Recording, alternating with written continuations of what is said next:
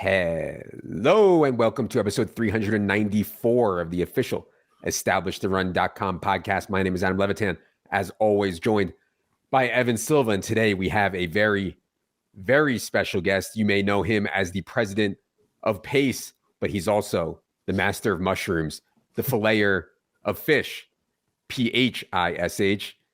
It is, of course, one of the oldest friends of the show, Pat Thorman. Pat, how's it going, buddy? Doing great. Got a couple fish shows coming up in a couple weeks, actually. So giddy up. Yep. It's enough already with the hippie bit, but okay, we'll accept it. Evan, how's it going? It's going great. Had the opportunity to hang out with Pat. We do an annual thing where he comes and visits my family up in Truro, Massachusetts. We hang around Provincetown, riding rickshaws, smoking darts. We had Manzanelli, a.k.a. Overzet, or whatever he's calling himself these days. He came and visited us for a night.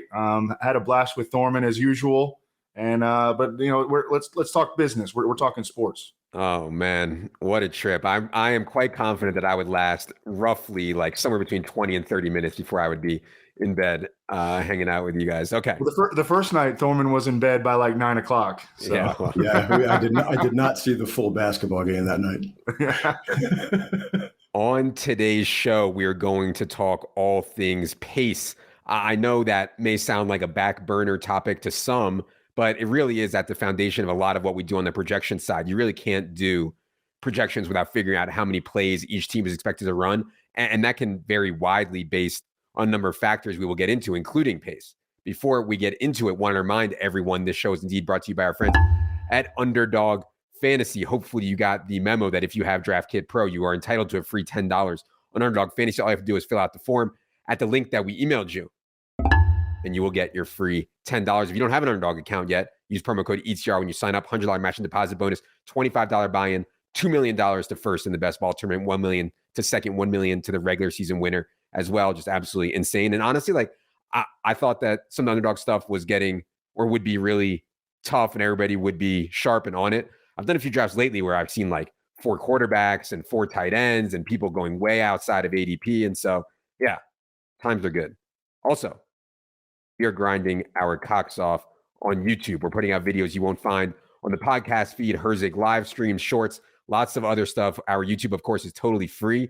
Find our YouTube channel and subscribe. It really does go a long way towards helping us continue to do free content like this. All right. Thorman, before we get into individual teams here, one thing I wanted to get your take on. So, I've thought about this a lot, obviously. Teams can play fast, but they can still run relatively few plays. Or teams can play slow, i.e. take a lot of time off of the play clock, but they can run a bunch more plays or above average in plays. Obviously, there's more factors at play than just how much time a team takes from snap to snap. How effective they are, long plays, first downs gain, all that is going to be factor into the plays thing. So maybe tell the people how you define pace and what you look for when trying to project how many plays a team is going to run in a season or in a game. Right. Well, like when we say pace, it's just seconds per snap, during neutral game situations. That can vary, based on the source and what they consider, situation neutral. That winds up all about the same, whether it's, second or fifth in pace is playing fast by any measure. Pace kind of helps predict play volume, which is obviously what we're after for fantasy opportunity, but that's, clearly not the only factor. And there's also pass rate, there's offensive efficiency, even that team's defense factors in, so if you get more passing, you get more clock stoppages, you're running, the clock's grinding. And passes are more efficient than handoffs, and you need efficiency to continue drives and rack up plays, or it's just kind of hurry up and punt. And then you're bringing play volume to your opponent's offense. If your defense stinks, you can't get off the field, and it doesn't really matter how efficient or pass happy you are, play volume is going to get choked out by ball control. So raw pace, just that one calculation is an important factor. And it does correlate to play volume, but it's really only kind of like that first layer. I'm curious how you think about season long versus in season, because to me, like the article that you write each week for us is so valuable for DFS, because like I'm trying to figure out games that have at least a chance to go completely nuts. If a couple of things break right our way in X game, well, all of a sudden we have a game that could feature 140 plays or 150 plays. And then all of a sudden, we're cooking with real gas on the DFS side to get to the top and have an outsized finish. To me, it's easier to predict that. I think, I mean, you're the expert, but I think it's easier when you know exactly how two teams have a chance to interact with each other. How do you think about it on the in-season side versus the season-long side? Well, sure. Like the in-season side, obviously, you want two teams that run quickly. I mean, you have more outcomes that way, which obviously helps help propel the game forward. If one team plays fast, and the other team plays slow, you kind of try to project who's going to be more efficient and who's going to control the game script. So it's not like an exact science. You kind of have to factor in several different things. But like you said, like on an in-season game, just on one outcome, like you're looking for two teams that both play fast. That would be the first check mark. Yeah, and for season long, I mean, you don't know. We're not projecting how they're going to interact with their teams. What we're going to talk about today is simply how they want to play in ideal situations, right? Exactly. Okay. Let's start with some teams that are changing. My hometown Broncos. It's me, lifelong Broncos fan since about 6 months ago. Everybody here is excited, man. I mean, they're absolutely loaded. Now, last year, they played pretty slow, and I thought kind of like boomerish. Like they were 26th in seconds per play, neutral situation. How do you think getting Russ into the mix? And I mean, they're loaded on offense. How do you think getting Russ into the mix changes how the Broncos want to play, if at all? And obviously they have the coaching change as well. Right. I mean, I think that, not just you guys in Denver that are excited for, Russ in Denver and even Hackett going there. And that's a lot of that has to do with like what you said. I mean, it's where that offense is coming from. I mean, they were just like a complete soul suck to watch them. And it's been a while. They took the fun out of even Chiefs and Chargers games, which they're usually pretty high flying opponents. They had the 25th in neutral pass rate, and they wound up 25th in plays, and their games combined for the third fewest snaps. So you add Russ and you add Hackett. I think it's a good combo just because you got a quarterback who loves playing fast. He's been outspoken about it in the past. He loves using the huddle. He likes calling his own plays. And then you got a coach who has a history of running quarterback-centric, pass-heavy offenses. And obviously it's in a division where we're projecting plenty of shootouts. So I mean, it's I'm all in on Denver, and as it sounds like everyone is out there too. Yeah, and they're transitioning from like literally the oldest coaching staff, like Vic Fangio and Mike Munchak, and I don't think Pat Sherman was like that old, but like he coaches like an old, so one of the younger coaching staffs in the league. Yeah, exactly. Yeah, so it sounds like you're projecting them to be maybe above average in situation neutral pace this year, Thorman. Yeah, absolutely. I mean, even if they start a little slow as they kind of get their feet wet, I think you're going to see a pretty strong progression throughout the year as Russ gets more comfortable with the offense and they get more comfortable with him, that it's going to be a Russ-centric offense. I mean, there's a quote in the pace preview that I wrote up, talking about just how he loves, he wants to figure out different ways to keep his foot on the gas, and how happy he was at the beginning of the 2020 season with how quickly they were playing with tempo, and how they kind of lost that mostly when Pete Carroll put on the brakes. Right. So I think if Russ has his way, and it sounds like that's how Denver's going to want to run that offense Russ's way, it's going to be nothing but up tempo stuff. Yeah, I like taking Russ where he goes. Like, I mean, people have a bad taste in their mouth about Russ, but it wasn't Russ's fault. It was this absolutely boomer coaching staff in Seattle that totally put the shackles on him, even ran Brian Schottenheimer out of town. And I didn't think Brian Schottenheimer was any kind of genius, but he just wanted to throw the ball more and play more aggressively. They were like, get out of here. Like, we can't have that. Get out of here. We're going to go with Geno Smith and Drew Lock and Rashad Penny and Kenneth Walker and, try to win games that way. So yeah, I like being high on Russ for sure. I do think that a lot of these ADPs on Denver guys is going to be hard just because they're so talented across the board for them all to get there at their ADP, but some guys are, and I do like taking Russ. All right, let's go to Dolphins. So Dolphins make the big move, of course. Not only do they get Mike McDaniel, they also get Tyreek Hill. I mean, it's an exciting time, I think, to be a Dolphins fan if you are one. How do you think the way they play this year in terms of pace changes, if at all? Yeah, we could to say for sure that it's going to be different. I mean, they're coming from a situation where they were top 10 in pass rate, top 10 in pace, top 10 in play volume to likely, run heavy, slow paced approach. I mean, Mike McDaniel might be his own man, but he's still coming from a San Francisco offense that was 30th and 31st in pace in the last 2 years. They've consistently been one of the run heaviest offenses.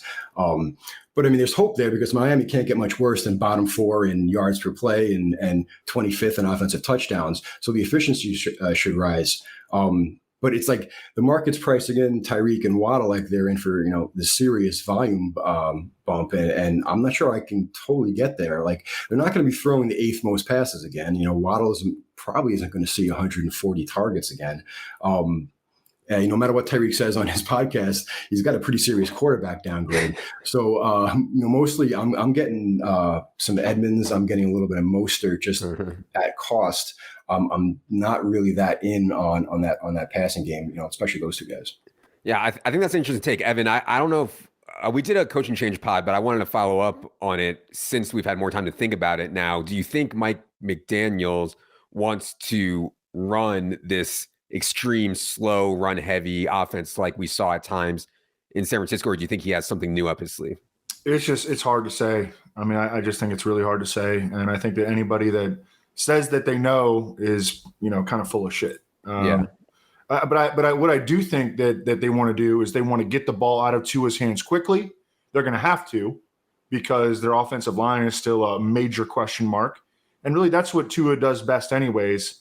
And these guys that they have, Jalen Waddle and Tyreek Hill, are post-catch creators. So I just think that I'm still I'm fairly optimistic on Tyreek Hill. He's at the top of my second tier. I have him above CeeDee Lamb and Devontae Adams. I may go revisit that as I do more drafts because I'm not sure that when I'm on the clock, I'm actually going to pull the trigger on Tyreek Hill over those guys. But I mean, I think that I think that those guys are going to get plenty of targets because the passing game is going to be so much centered around those guys. And I think we're going to see guys like Mike Gesicki really fall off the map and, the ancillary receivers there. It's going to be so much focused around Tyreek Hill and Jalen Waddle. Yeah. If you listen to the hot take pod, I made my case for Chase Edmonds being, way undervalued right now. And I think part of that is in line with what Thorman was saying. They're going to be more run heavy than they were last year. And when they do throw, Tua is throwing so short, and that's where Chase Edmonds fits as well. And so, yeah, that's probably my favorite ADP play right now is certainly Chase Edmonds on that team. Let's go to the Vikings. I'm excited about the Vikings, man. Everybody's excited about the Vikings because we get rid of Mike Zimmer. And by the way, no disrespect to Mike Zimmer, one of the presidents of Team Sex. Again, please Google Mike Zimmer girlfriend if you want your mind absolutely blown. But anyways, Mike Zimmer is gone. Kubiaks are gone. We get Kevin O'Connell in. Of course, Kevin O'Connell comes from the Sean McVay coaching tree. They actually played relatively fast last year, the Vikings. I think they were 5th in neutral situation pace, but they were so run heavy. I mean, they were under average in pass rate over expectation, like -2%. They have the team, I think, to be more pass heavy and play and maintain their same pace. So what do you think about the Vikings here, Thorman? I'm pretty excited. You're going from a bona fide boomer to a McVay disciple, and doesn't really get much better than that. For our purposes, O'Connell coordinated an offense last year that was top 5 in pass rate and top 5 in no huddle rate and top 10 in pace. And like you said, the Vikings weren't bad. They weren't as bad as usual in those areas, but that was more due to their defense allowing the 3rd most yards and the 9th most points. So like you look, the Vikings are still going to have a pretty tight touch distribution now, even if there's going to be more 3 wide receivers and less, 2 tight end or a fullback, which is great. And it's just mainly nice that they're going to come from a place where they want to be, pass heavy and play fast rather than kind of being forced into it by the defense. Yeah. We've talked about this one plenty. Evan, any further thoughts on Kevin O'Connell taking over the Vikings? Kevin O'Connell was actually a quarterback. I believe San Diego State. The Patriots drafted him in the 3rd round. So, I mean, more reason to believe that this team is going to be willing to throw the ball at a significantly increased rate from what Mike Zimmer was doing. Yeah, for sure. And then we talked about KJ Osborne. I know Evan had some takes on KJ Osborne as well. And yeah, I mean, I think they'll play way more three wide, and I think they'll be way more pass heavy. Obviously, that's good for Kirk Cousins. It's good for KJ Osborne. It's good, I think, for Irv Smith too, who we've talked about plenty, but I think will be on the field for almost every snap. So yeah, I think rightfully excited about the Vikings. Yep. Offensive line is looking a little bit. I mean, they've got a young offensive line, and the arrow should be pointing up on that unit. All right. Team that people I think are somewhat concerned about is the Bucs. I mean, we know the Bucs, man. The Bucs typically play fast. They typically play extremely throw heavy with since they've had Tom Brady. Now, we saw last year when they had a bunch of guys hurt. I mean, the passing efficiency was so much worse. It felt to me like they were wanting to go more run heavy the more guys they lost. Now they've lost Chris Godwin. Rob Gronkowski is retiring for now. Antonio Brown is gone. They have brought in Russell Gage, obviously. But yeah, I'm curious what you think about the Bucs, Thorman. I mean, I think it sounds like maybe overly simplistic, but I think it's pretty much all about Tom Brady. You get the concern, with AB and Gronk and Godwin, missing, at least some time. But I don't think Brady's going to have less influence on this offense with Bruce Arians gone. And even if they do pass a little bit less, they're coming from a place that's so far above everyone else that they can come down a notch or two and still be near the top of the league.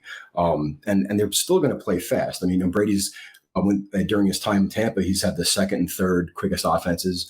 His last decade in New England, he had first, second, third, fourth, and sixth fastest in pace. And that was in New England. So, I mean, a few of those seasons were with not the best, weapons. Yeah. I mean, so that pace isn't going away. That pass rate isn't going to, plummet. So I'm not too worried about the Bucs approach. And even as they get healthier, as they get Godwin back, maybe they get Gronk back, for the stretch run, then you have even less to worry about in that area. Yeah. Old enough to remember when idiots would say that Tom Brady was a system quarterback, when Tom Brady the entire time was like literally the system, dragging guys like Rashae Caldwell deep into the playoffs. I mean, Deion Branch. I mean, they couldn't throw deep. David Patton, David Givens. I mean, the list goes on and on. I mean, the premium example of a teammate elevator, Tom Brady. Yeah. In case you guys didn't know, Thorman rattled off those Brady stats off the top of his head, and that's because he's a Boston Tom Brady fanboy who actually has naked Tom Brady picture on his ceiling of his bedroom. So, all right. Seahawks, man. I hate to even bring it up. Everybody hates the Seahawks. Seahawks have been the butt of every joke forever. I'm kind of warming a bit to Kenneth Walker where he goes in drafts, and I don't think Rashad Penny is that crazy of a pick either, just because they're going to try to run the ball so hard, and those guys strike me as pretty talented guys. Now, will they be efficient? I'm pretty skeptical. Are they going to share time? I almost think so. Definitely. I guess the bigger question, though, Thorman, is can they play fast enough? Can they play pass-centric enough to make DK Metcalf and Lockett viable? Because these guys are going outrageous. I mean, they're sinking. Like, by the time we get to September, these guys might be going in like the freaking 10th round. You know what I mean? So are they able to get first downs is what I want to know. I mean, PFF in their offensive line rankings had Seattle dead last. Yeah. I mean, how are they going to be able to do? I mean, they have the worst quarterback situation you can even dream of. Geno Smith, career journeyman, Drew Lock, just straight terrible. I mean, it's unbelievable how far they've fallen. Well, and so part of the issue when you're doing projections is last year, Seattle ran 56 plays per game. That was 3.1 fewer than the second worst team in the league. I mean, that is just absolutely pathetic. 56 plays per game. And to Evan's point, if you're going to play slow and you can't get first downs, how are you going to run a lot of plays in a game? So I don't know, Thorman, is there any optimism for Seattle? I'd love to say yes. But I mean, even when you take out overtime snaps, it was 55.6 plays per game. And that's historically bad. Right. That's 2 full games of snaps fewer than the average team ran last year. How much better is it really going to get? I mean, they played fast with Russ. They were 7th in pace and 3rd in no huddle rate. I mean, so they're going to be slower with Geno and Drew Lock.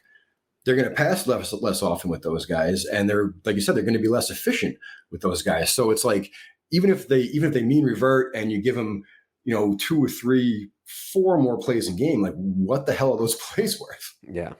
So I don't know. And like we're talking about DK and Lockett's ADP sinking, they were sinking before Baker Mayfield went to Carolina, and now they have zero hope. I mean, Jimmy Garoppolo's not going there. Yeah, unless he gets cut, but yeah.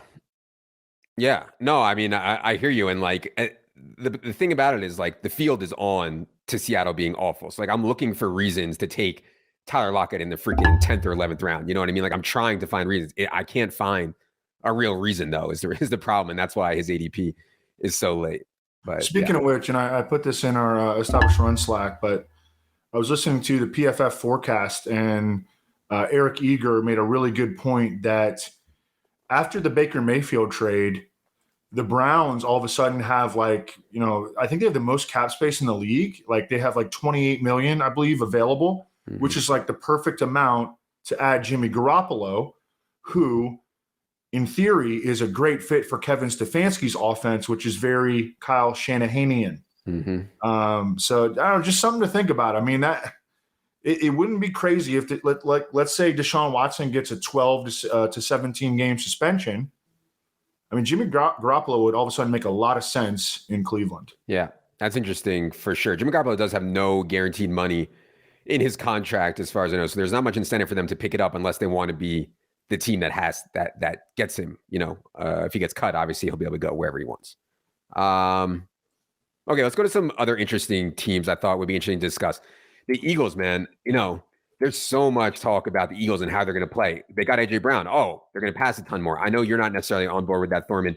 Neither am I. What do you think about the Eagles now, who played fast, but also played so run heavy down the stretch last year?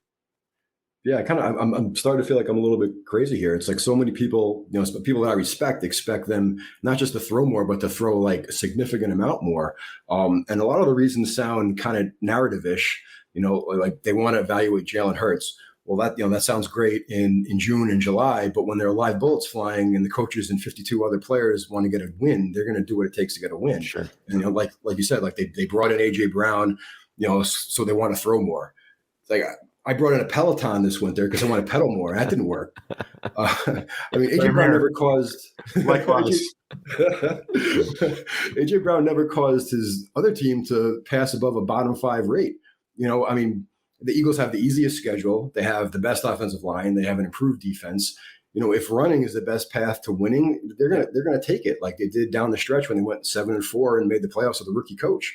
Right. I mean, I expect them to throw a little bit more and maybe be a little bit more up pace, but I think it's going to be closer to that late season stretch than it was to that first 6 games when they were top 4 in pass rate and they had the league's fastest pace. Like I don't think we're going back there. And they were losing. I mean, that's how they started the season. They weren't, I think you said in your tweet 2-4 in those games where they were trying to play fast and trying to throw.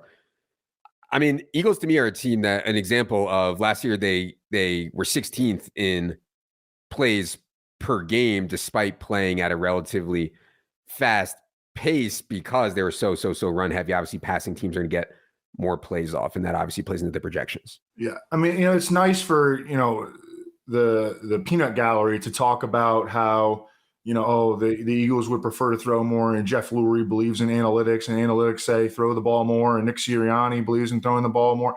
But it's also really important to build your offense to maximize the strengths of your offensive personnel and minimize the weaknesses of your offensive personnel. And this is a team with a great offensive line, many viable RBs, a dynamic dual threat quarterback. And I mean, that's like, it's definitely in their best interest to not throw the ball more and to lean on the strengths of their personnel. And I think that that's what the Eagles are going to ultimately do. So I agree with Pat. Yeah. And we talked about that more in terms of the A.J. Brown hot take from the hot take episode. You can go back and check that out. Bengals, the narrative around the Bengals, Thorman, is that they improved the offensive line so much that now they can throw the ball more, right? You're allowed to do more Joe Burrow dropbacks now that he's another year removed from the ACL tear. And they have what looks like, and we'll talk to Thorne, but what looks like could be a league average offensive line this year after being like bottom 5 for so long. So what's your outlook on the Bengals here, Thorman? Still fired up for the Bengals. It kind of took a little bit longer last year than we expected to, ease Burrow in, which, it makes sense. I mean, like you said, their offensive line was awful. They got their franchise coming in, coming off a knee injury. They were what, 55% neutral pass rate for the first 4 weeks, 59% or for the last 4 weeks, and then 69% in the playoffs. So, I mean, they did crank it up, significantly toward the end. And I think that the final piece is just getting that pace back up. During Zach Taylor's first 2 seasons there, the first year he was 7th in pace, they were 9th in plays. The second year he was 8th in pace, they were 1st in plays until Burrow got hurt. And then last year, while they were kind of feeling their way around, they went down to 26th in pace and 29th in overtime adjusted plays. So, I mean, that last piece, you crank that pace back up, even if you just keep the pass rate like it was in December, let alone increase it even more. This offense has like a nuclear level that it can really go to. And the best part about the Bengals offense is where it's going, right? Like, it's so concentrated. They don't throw to, number 4 wide receivers. They don't throw to the tight end that much. The backs aren't overly involved. It's all T and Chase, and then some Boyd also. And so if you can get a step up, and I think Burrow touchdown efficiency is set to regress, but beyond that, I mean, they could see volume increase. And so, and I think their defense could regress a little bit. And also, what is the ceiling on this young offensive nucleus? I mean, this is going to be Joe Burrow's 3rd season, and his first season fully removed from that ACL, the multi-ligament tear that he suffered. Jamar Chase is 22, and T. Higgins is 23. I mean, the arrow is still screaming upward on this offense, and they're gonna. And I think that one of the reasons that they dialed back the pace and the pass rate early last season because they didn't trust their offensive line. I think they're going to have a lot more trust in that offensive line after making multiple additions up front. Jackson Carman is a year older. Jonah Williams is a year further removed from the season he lost due to that shoulder injury and the ACL. So, I mean, there's every reason to be bullish on T. Higgins. I mean, and in particular, I think everybody's already bullish on Jamar Chase, but T. Higgins, I think he belongs in the top 10 receivers entering 2022. Yeah. And there's a ton of data out there that T. Higgins, people think, just because Jamar Chase is there, T. Higgins can't earn targets. T. Higgins was seeing just as big, if not bigger, target share in a lot of those games they played together down the stretch than Jamar Chase. And also, when the offense is so concentrated, it's okay to have some competition between Jamar Chase and Tyler Boyd and T. Higgins. It's just concentrated on those guys. All right. Giants. Our Giants. I think, the hope is that Brian Daboll gets to New York, evaluates the talent that he has, and says, we're going to run this just like Buffalo, i.e. 3 wide, 4 wide, even 5 wide at times, vertical, aggression, play fast, play pass-centric. I guess the concern is that the personnel that he has in New York is not as good as the personnel he had in Buffalo, and therefore you can't do that. You have to play someone more conservative. Thorman, what do you think about how Daboll plays it with the Giants? I'm with you that I don't think it's going to be like Bill's level, pace and pass rate right off the bat. But I mean, if nothing else, it's addition by subtraction, getting that front office and coaching staff out of there. Obviously, addition by addition, bringing in what a disaster. Daboll, oh God, the worst. Addition by addition and bringing in, Daboll, who brought the Bills to the top of the league in pace and pass rate and developed Josh Allen. I mean, the offense does have some talent, pending your boy Danny Dimes' development.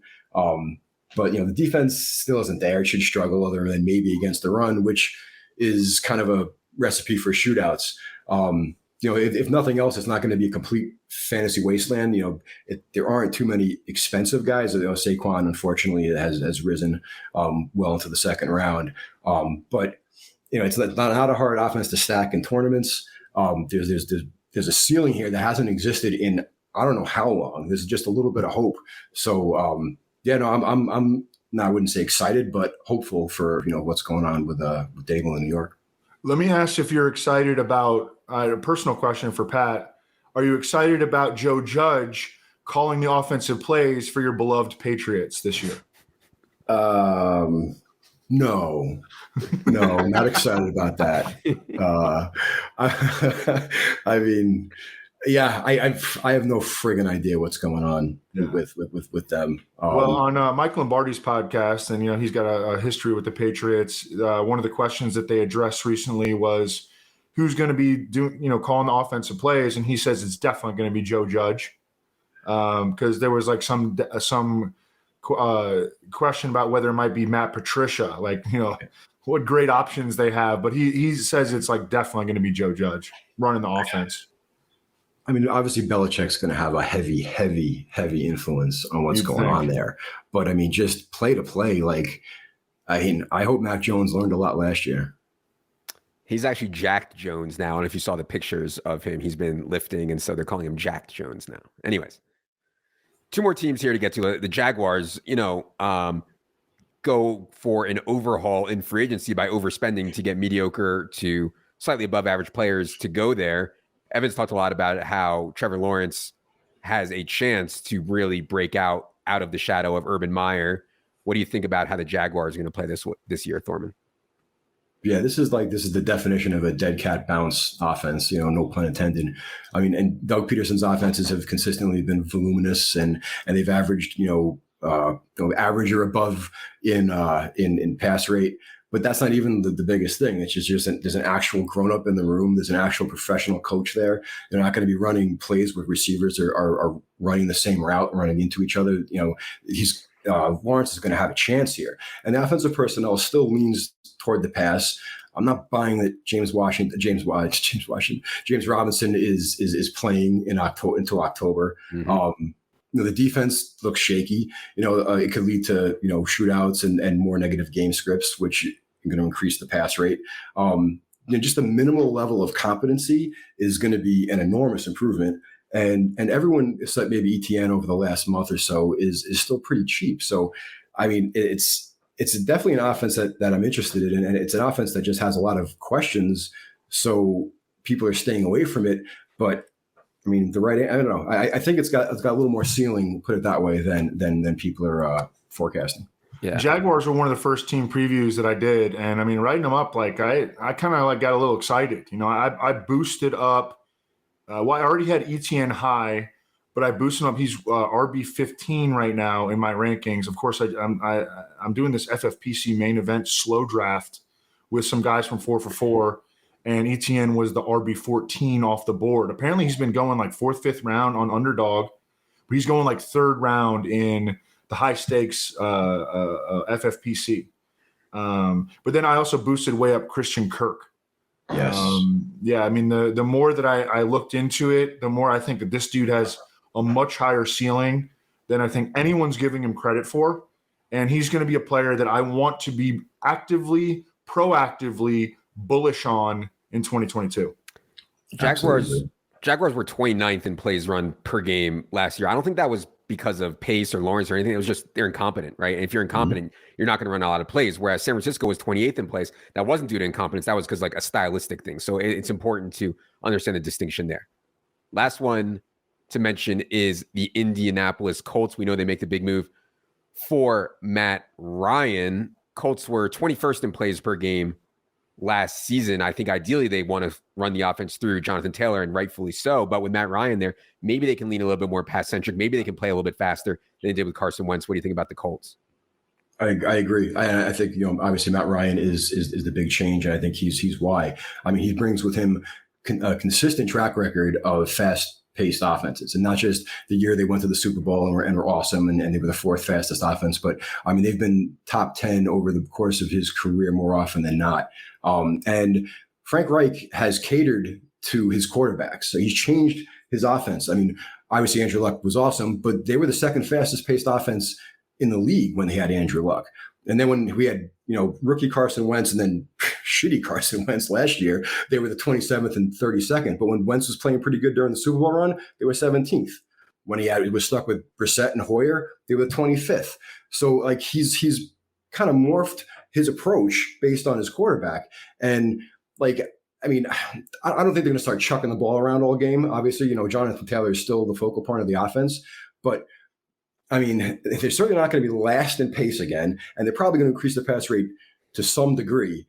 And I mean, if they run a little more than the 22nd most plays per game, I mean, there are going to be more fantasy options on that team than just, JT and Pittman. Mm-hmm. Yeah. I think that one of the characteristics of Frank Reich that makes him one of the best coaches in the NFL is, and this extends back to Philly when they started running all those 2 tight end sets, because they realized that was their strength and wide receiver was their weakness. And, I mean, they were pretty, they were pretty progressive in that respect, and how he has changed his offenses to fit his quarterbacks. I mean, there are very few coaches in the NFL that are willing to change their offenses so much to maximize the strengths of their personnel, minimize the weaknesses. That's what makes Frank Reich one of the best coaches in the league. Yeah, Thorman mentioned guys beyond Pittman and JT. Anybody beyond Pittman and JT is like free, like literally free. Like, so I take Mo Cox a lot in these weak tight end bills that I have and just hope the PSM can pay off for me, combined with maybe an increased pass rate and more plays per game. And so just bet on talent,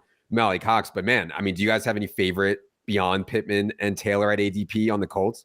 I mean, Paris Campbell is a pretty easy correlation with when you get a few Giants and you're like, oh, who am I going to correlate these guys with? But yeah, like Mo Cox, like you said, and Paris Campbell are like you said, they're easy to get. Any late round Colts for you, Evan? I mean, I still like Nyheim Hines. I mean, I think he's going to mix in some spiked weeks. His week to week stuff is not going to be consistent. We know that but again, and Frank Reich is also one of the best at creating game plans on a week-to-week basis to attack the weaknesses of his opponent. And so there are certain games where Nyheim Hines is going to pop up for like 14 touches, and Nyheim Hines has dynamic ability. Even last year with Jonathan Taylor having an outrageous year and staying healthy, he was still only on the field for like 63% of the snaps. I mean, Jonathan Taylor is not going to turn into some 80, 90, 95% snap player. Nyheim Hines is going to be out there plenty. All right. Thorman, tell the people where they can find you besides on an acid trip at a fish show. Man, I'm not sure I'm going to make it off of that. You can find me on Twitter at Pat_Thorman, and all my stuff soon to be the 10th year of the Snaps and Pace column, and back to doing the weekly rankings will be on ETR. Yep, of course you can find. And again, for people out there that play DFS, I read Thorman's article every single week before I make my tournament lineup, just to be sure that I'm finding games that have a chance to get a ton of plays. And that's really all we can ask for. So check out Thorman all season in the pace and on the weekly rankings. 4, Evan. 4, Thorman. For producer Luke, I am Adam. Good luck, everybody.